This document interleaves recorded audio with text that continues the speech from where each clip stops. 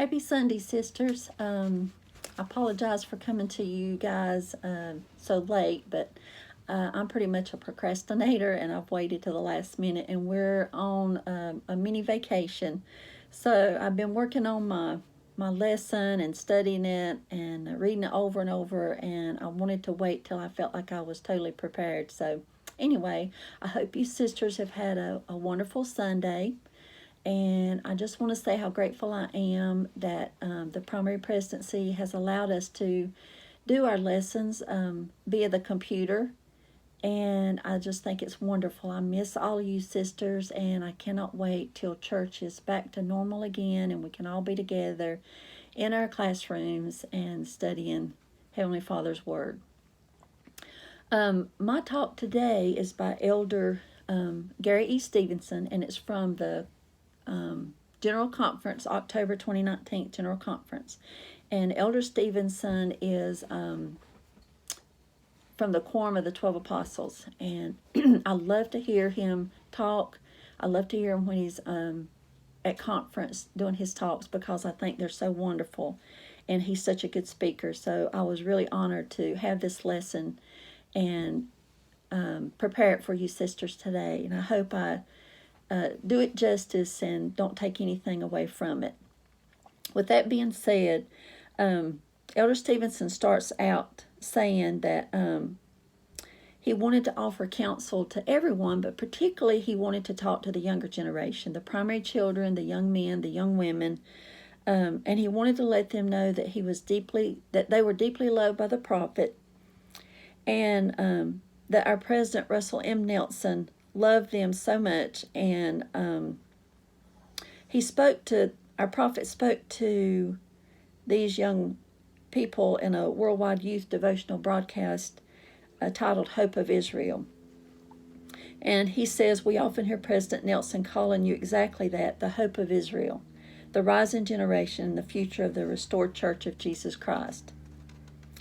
Elder Stevenson starts out his talk, and you might remember this because it's kind of hard to forget, but he starts out his talk telling about a couple of stories from his family. And the first one was about one of his sons that was 5 years old.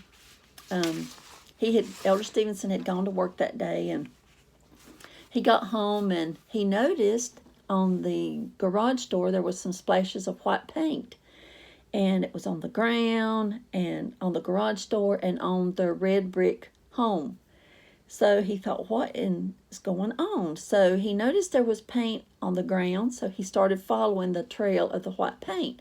And he landed in the backyard, and there he saw his 5-year-old with a paintbrush in his hand and a bucket of white paint and their beautiful black Labrador splattered with white paint. And when he saw that, it says he said this in an animated voice, what are you doing? But I can imagine if it was me, I probably wouldn't have an animated voice. I'd really probably be upset. So this just speaks to the character of Elder Stevenson. But anyway, he asked this young boy, he says, what are you doing? And the little 5-year-old, he looked at his daddy, and he looked at the paintbrush in his hand, and he looked over at the dog, who's now covered in white splattered paint. And he says, I just want him to look like one of those dogs in the movies from 101 Dalmatians. Now, Elder Stevenson said he loved their dog, and in his eyes, he was just perfect. But that day, his son had a totally different idea. And the second story he relates is Elder Stevenson had this great uncle. His name was Uncle Grover, and he lived way out in the country. They didn't get to visit much, and he decided that Uncle Grover was getting pretty old. So he wanted his sons really to meet him and him to meet their sons before, he passed away. So they decided to go on a road trip, and they took their 2 sons with them, one being 5 and one was 6 years old. And they went out to visit Uncle Grover. So they're sitting in the house talking, and the kids, they kind of get bored, as some kids do, and they ask if they could go outside and play.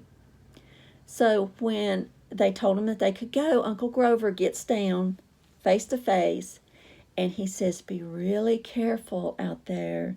There are skunks." Well, Elder Stevenson said him and his wife was kind of nervous, knowing that their kids were going to be going outside playing, and there was a lot of skunks out there. Now, I don't know if you've ever been sprayed by a skunk, but I have not. My dad was sprayed by a skunk when I was small, and I can remember my mom had to burn his clothes, and even though he still had some scent left on him for weeks, so it's really hard to get out. So they were really nervous about their kids going outside to play, knowing that there were skunks around. So they finished their talk, and they decided, it's time for them to leave. So they gathered the kids, and they get in the car. And once they get traveling, Elder Stevenson asked the boys, well, boys, did y'all see any skunks out there? And one of them spoke up and said, "No, we didn't see any skunks. But we did see this really pretty black kitty cat with a white stripe down his back." So that was not a good thing. Let me find my spot. I wanted to relate a story that happened to us one time. We were camping. It's not been that long ago, and we have two little black and white Shih Tzus. One's a girl, one's a boy. And the boy's name is Pete. He's real outgoing. He doesn't mind walking on a leash.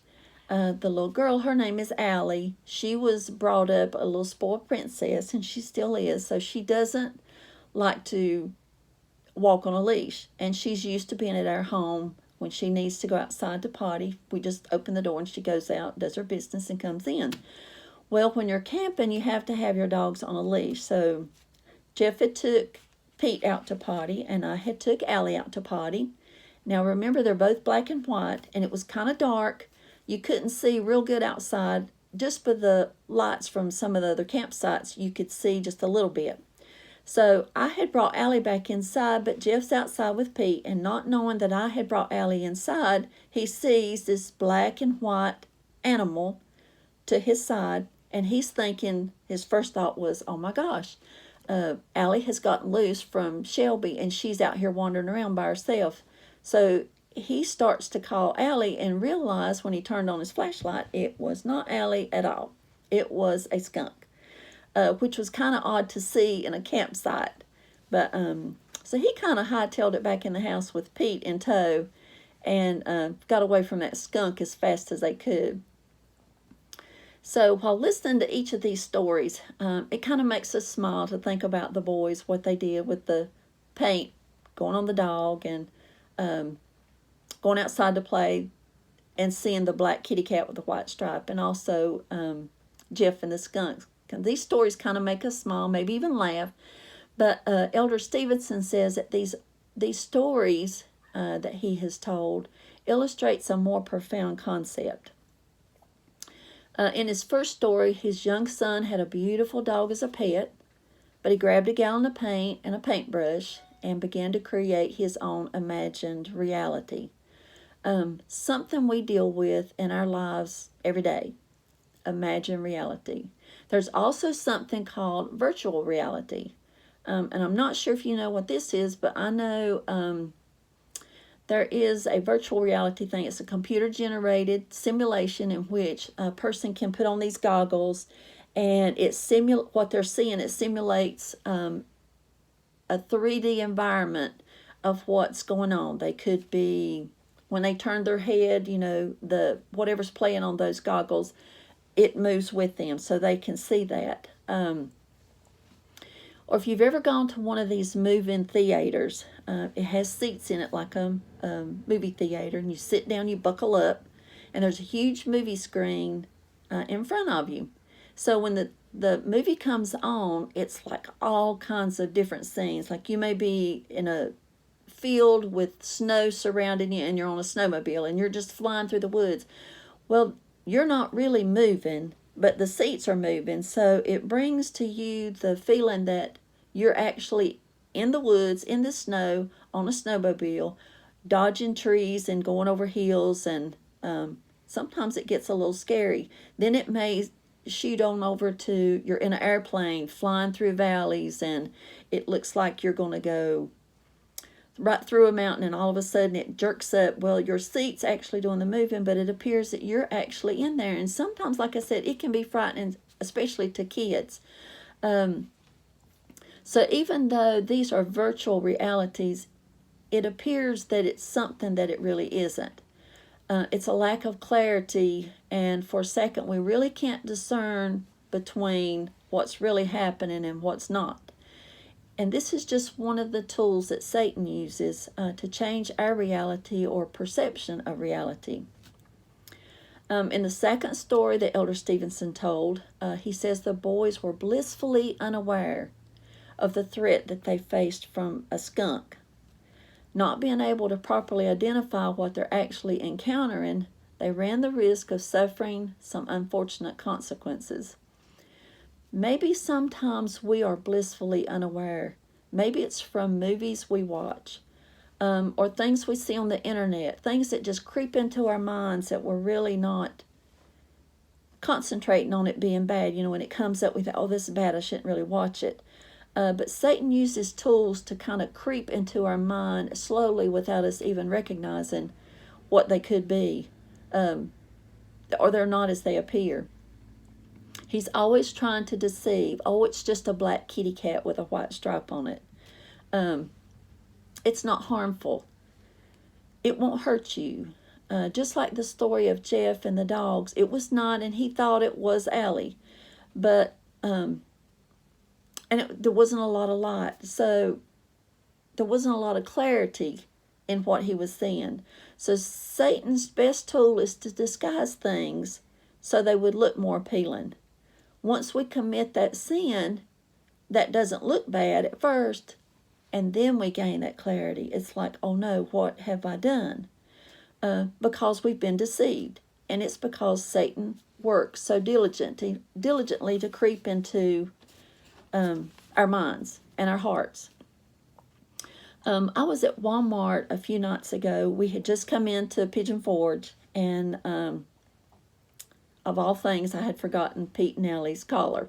So I ran into Walmart really quick to grab a collar for each of the dogs. And as I was checking out, because it was time for the store to close, I ran to the self-checkout, and they were all full because people were scrambling to get out of Walmart before they closed.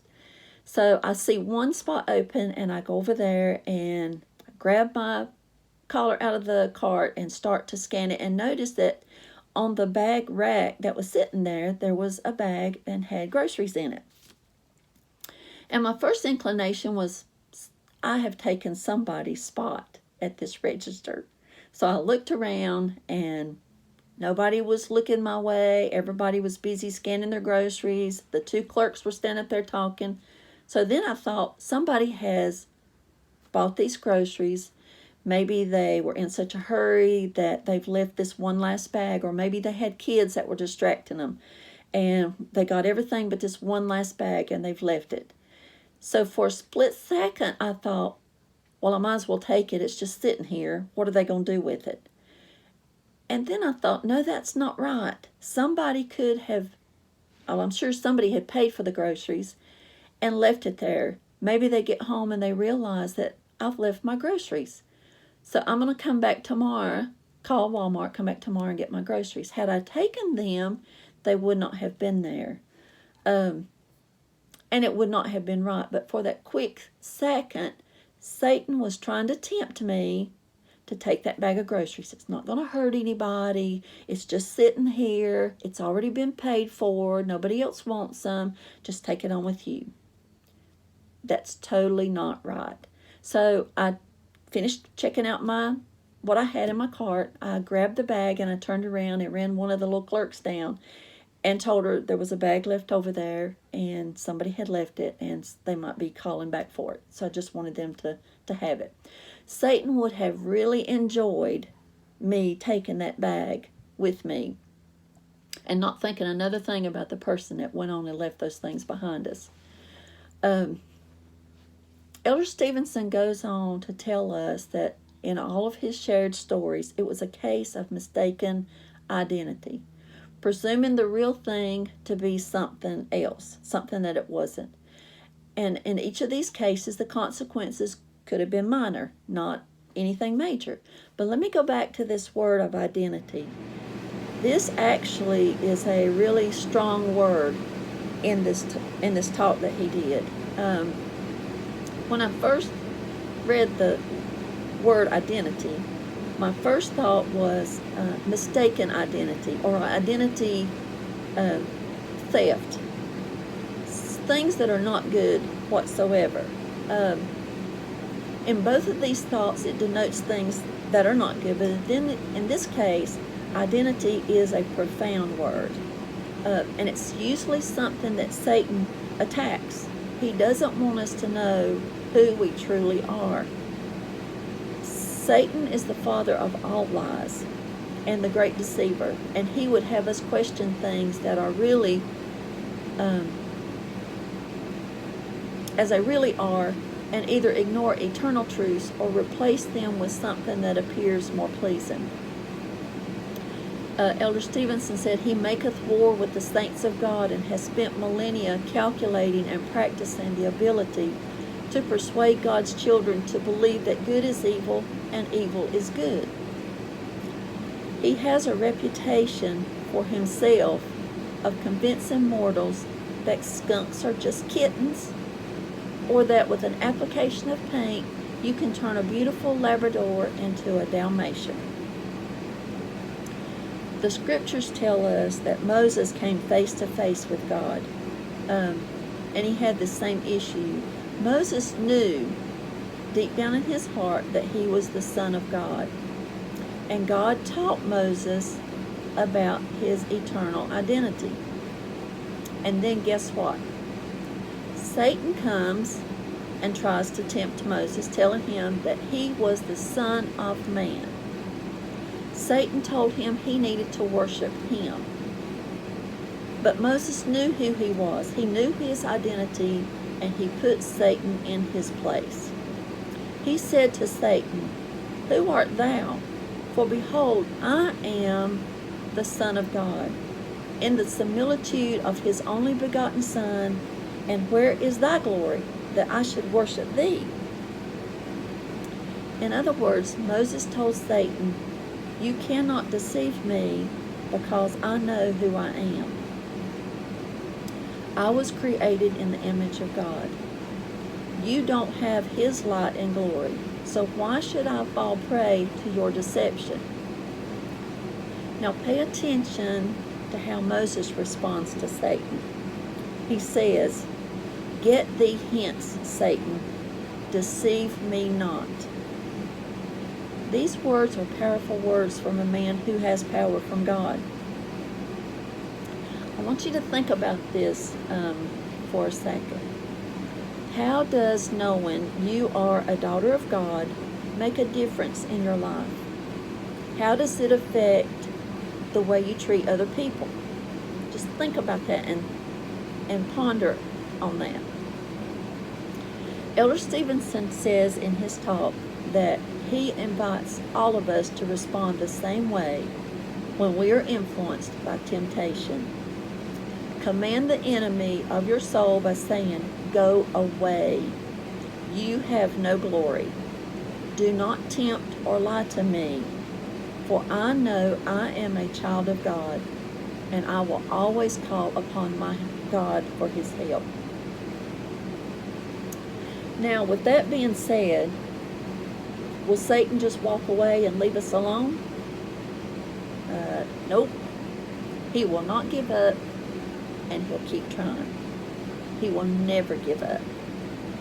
Just as little kids do when they ask to do something and we as parents tell them that they cannot. What's the first thing they do? Most of the time, they throw a little temper tantrum. And that's exactly what Satan did when Moses told him that. Satan threw a little temper tantrum. And Elder Stevenson says that Satan cried with a loud voice and ran it upon the earth and commanded Moses, saying, "I am the only begotten Son. Worship me." Did you hear what he just said? I am the only begotten Son. Worship me.